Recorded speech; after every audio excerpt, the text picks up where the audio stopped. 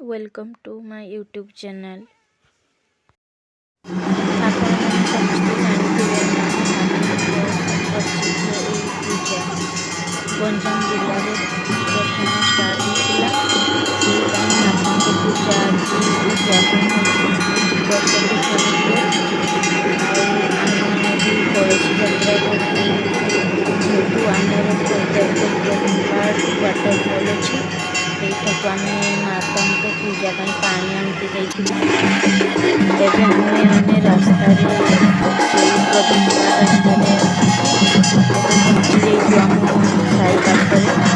ଇଏ ହେଉଛି ଆମ ମାତାଙ୍କ ଗେଟ୍, ଯେଉଁଟାକି ମେନ୍ ଗେଟ୍। ଏଇଠି ମାତାଙ୍କ ପୂଜା ହେଉଛି। ଦେଖିପାରୁଥିବେ ଆପଣମାନେ ମା ମହାମାୟାଙ୍କ କେମିତି ପୂଜା ଚାଲିଛି। ଇଏ ସବୁ ଭୋଗ ନଡ଼ିଆ କଦଳୀ ସବୁ ଇଏ ଭୋଗ ମାନେ ତିଆରି କରାଯିବ। ଏଇଟା ମା ମହାମାୟୀଙ୍କର ମନ୍ଦିର ତିଆରି ହେଉଛି, ଏବେ ହେଇନି।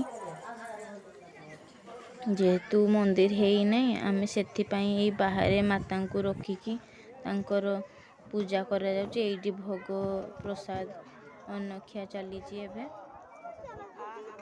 ଦେଖିପାରୁଥିବେ